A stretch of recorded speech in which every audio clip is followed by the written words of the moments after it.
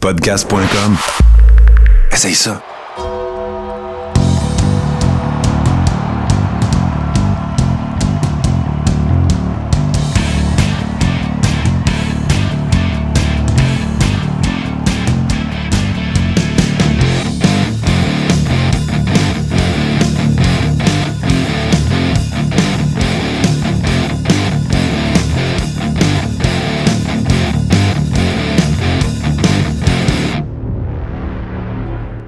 Nous voilà donc rendus au dernier segment, c'est-à-dire la gamique de marde. Tout au long de mes recherches, c'est sûr qu'il arrive parfois qu'il y a des gamiques de marde qui ont des fins tragiques. La gamique de marde de cette semaine, c'est un exemple de ça. Je vous parle en fait d'une gamique qui a eu lieu en 1995 dans la WCW. On parle de l'ère pré-NWO, on parle de l'ère pré-Monday Night Wars. Hulk Hogan et Randy Savage sont en fait dans un feud avec Ric Flair puis Vader. Il y a eu différents combats et ainsi de suite. Puis, suite à ça, en fait, il y a eu un combat, si je ne me trompe pas, au cours duquel il y a Hulk Hogan qui se bat contre Vader. Ric Flair est dans l'assistance, décide de s'en mêler, puis ainsi de suite. Et s'ensuit, bien sûr, un feud entre les quatre, dans le fond, Macho Man étant le body de Hulk Hogan à cette époque-là. Donc, Hulk Hogan commence à teaser un petit peu qu'il y a des vignettes, en fait, là, qui sont montrées, spécifiant qu'il y aurait une surprise ultime pour Vader et Ric Flair, donc en anglais, le Ultimate Surprise. Je suis sûr que vous me voyez venir. On voit la silhouette d'un homme qui a des espèces de franges détachées après ses bras, qui a les cheveux longs. Donc, évidemment, le tease, c'est un peu que Ultimate Warrior va revenir et qui va aider Hulk Hogan et Macho Man. Ce qui va se produire par la suite, c'est qu'il va y avoir un combat pendant un pay-per-view qui s'appelait Uncensored, au cours duquel, justement, pour donner un coup de main, comme c'est le cas souvent dans la lutte, là, pour donner un coup de main à Hulk Hogan et Macho Man, en fait, au départ, c'est pour donner un coup de main à Hulk Hogan. Il arrive un personnage qui part à la course, qui a une tourne qui est presque identique, en tout cas, qui n'est pas sans rappeler celle de l'Ultimate Warrior. Le gars, il a pas la même shape, mais je veux dire, il rappelle très dangereusement le Ultimate Warrior. Mais, vous vous souvenez de l'Ultimate Warrior, à quel point, il partait à la course, il se pognait après Cobb, il shakeait Cobb, il était toujours en train de faire des simagrées, puis tout ça. Renegade, il fait la même affaire, mais je vous le dis, ça n'a aucun bon sens comment c'est exagéré. Même la peinture dans sa face, tu vois que c'est copié de... La première fois, en tout cas, qu'on le voit, c'est complètement copié de l'Ultimate Warrior. Imaginez, pour continuer dans suite à ça, Jimmy Hart devient son manager.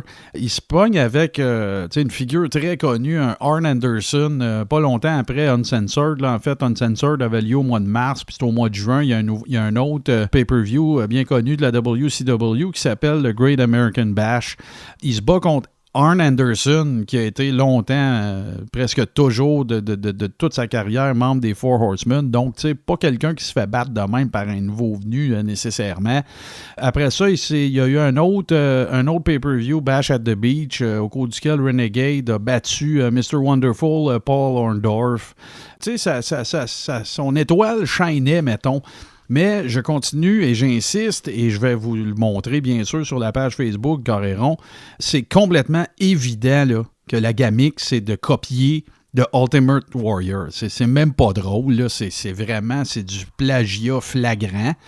Par contre, ce qu'il faut savoir aussi, c'est que les raisons pour lesquelles la WWE, ça c'est ma déduction, mais c'est parce que je le tiens d'assez bonnes sources, là, dans des entrevues que j'ai entendues, c'est que la WWE n'est pas revenue contre la WCW pour plagiat, pour une simple et bonne raison, c'est que le propriétaire de la gamique, du trademark, du copyright et tout ça, c'était Jim Hellwig, le Ultimate Warrior, qui a d'ailleurs changé son nom. Son vrai nom, c'était Jim Hellwig, parce qu'il a changé son nom pour Warrior. Donc, il a fait la tournée des magazines de lutte pour dire que le Renegade, c'est pas le Ultimate Warrior, puis arrêtez de penser que c'est moi qui est de retour, puis tout ça. Fait que ce que ça a fait, pas compliqué, l'étoile de Richard Wilson, de son vrai nom, qui personnifiait le Renegade. L'étoile c'est pas ternie à crisser le camp. Ça s'est terminé là. Après ça, il a pu gagner un combat. Jimmy Hart, il était babyface. Jimmy Hart, qui était son manager, il a garoché un verre d'eau d'en face pour que la peinture s'en aille.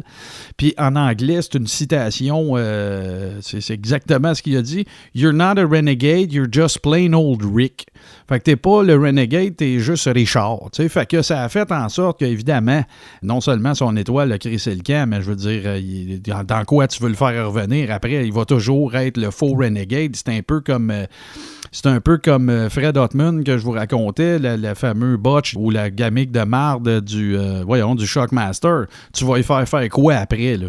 Fait que c'est un peu ça qui est arrivé. Donc, il a carrément été remercié de ses services au mois de décembre. T'sais, il a roulé sa bosse dans des plus petits shows, puis ainsi de suite. Il a teamé avec, entre autres, les Rock'n'Roll Express qui ont eu un feud avec les Four Horsemen. Un paquet d'affaires, mais rien de vraiment significatif ou de comparable à son push qu'il avait eu au moment où il était avec Hulk Hogan puis Macho Man. Tout ce que je viens de vous raconter là, ça s'est terminé assez rapidement. À un moment donné, il a été mis de côté sur une tablette pendant 5 mois. Il l'a pas vu à la TV, puis ainsi de suite. Puis après ça, écoute, il est devenu carrément ce qu'on appelle un jobber, donc un faire-valoir pour les autres. Puis il a été releasé, ils ont carrément été remerciés.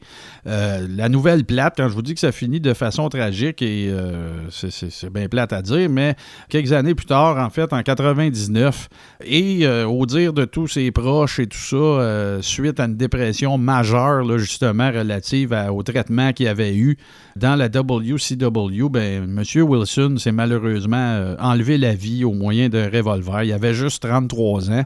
Mais tu sais, c'est un exemple probant, là, je dirais, de l'ère peut-être un petit peu...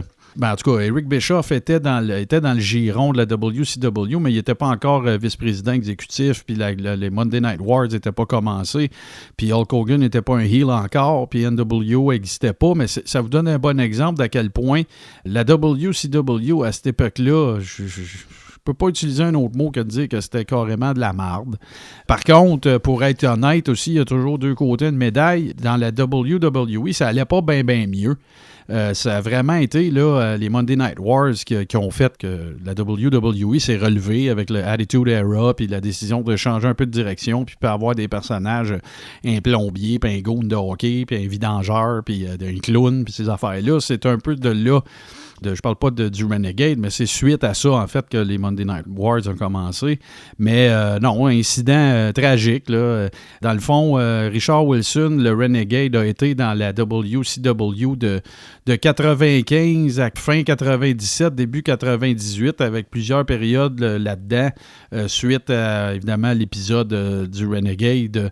Il est devenu carrément un jobber, puis j'imagine que ça a dû être difficile pour lui de composer avec le fait d'être dans le spotlight puis de se ramasser jobber après. Donc, malheureusement, M. Wilson s'est enlevé la vie. Mais, exemple probant d'une gamique de complètement plagié, copié. Donc, je vais vous montrer un peu le personnage sur la page Facebook du Carré Rond et vous allez tout comprendre.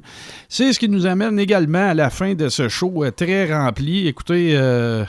Encore une fois, merci d'être là au rendez-vous.